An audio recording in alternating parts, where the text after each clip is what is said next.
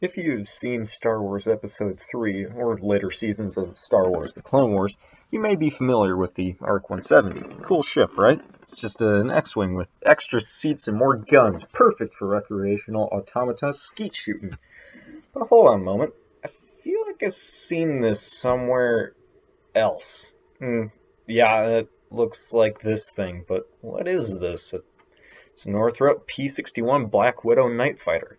Now, I figure you may be thinking, why does it need three people to do the same thing that one person can obviously do? I mean, come on, have you ever seen a Spitfire? Get with it, man. I'm gonna tread lightly on this one because I don't want to upset one of the largest and most cult-like fandoms in the aviation community.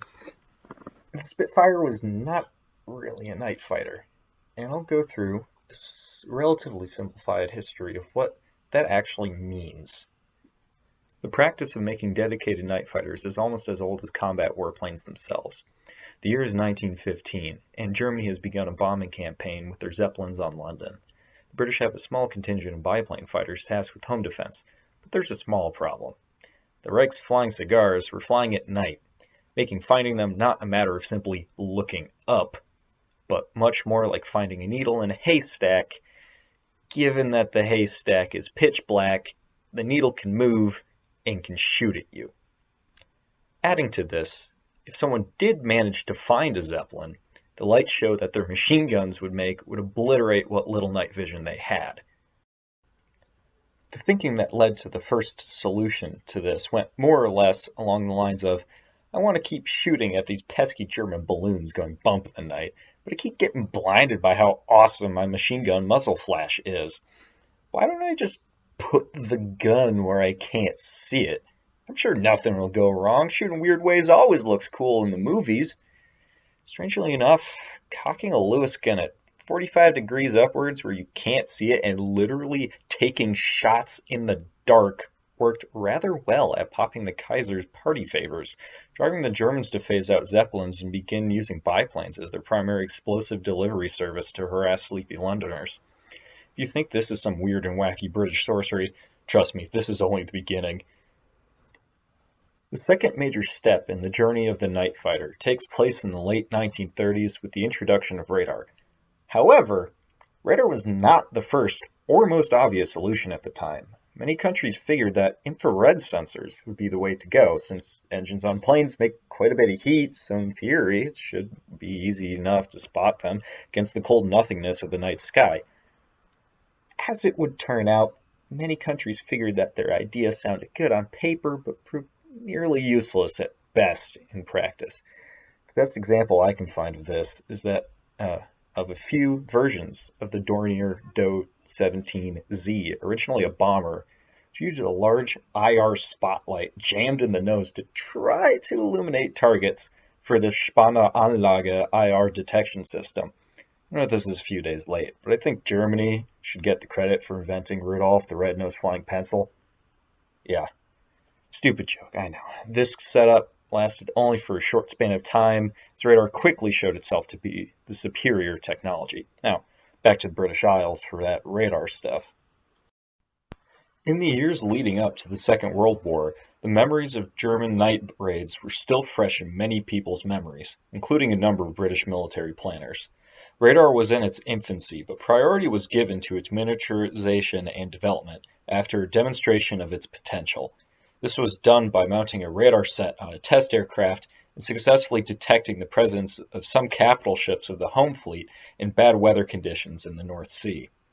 Although the British did have a head start on the technology, like many other electronics, size of radar equipment would only be reduced over time.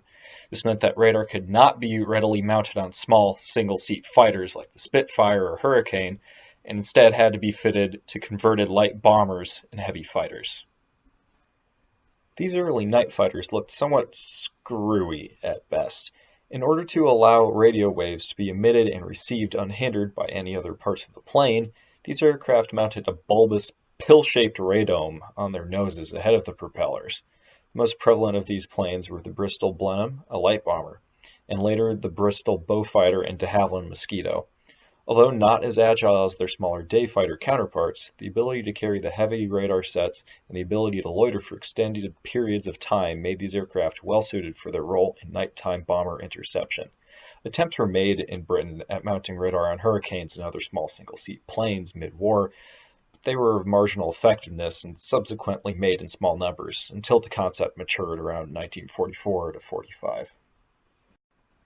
Late to the party, but not to be outdone, Germany began work on their response to British night bombing.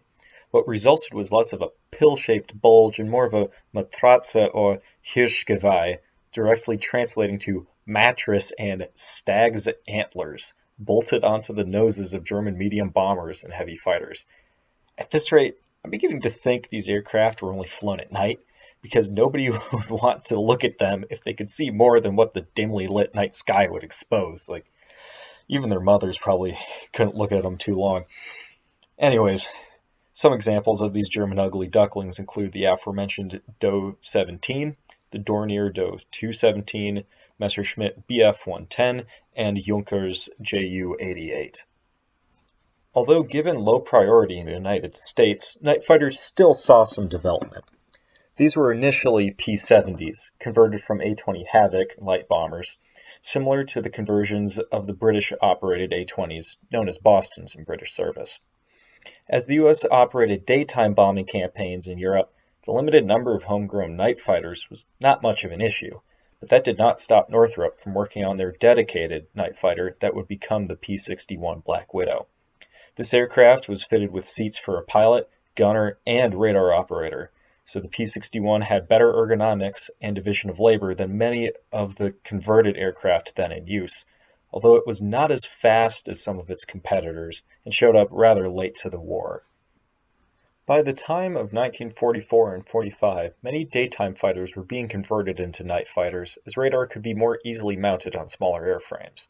Some examples of these are Wilde Sau, or Wild Boar, Bf-109 G6Ns, and FW-190 A5/R11s, U.S. Navy and Marine F6F-5N Hellcats, and F4U-5N Corsairs, and even some variants of the Me-262 jet fighter. In the space of time after the Second World War and leading into the Korean War, jet power was becoming more and more clear as the way forward for warplanes.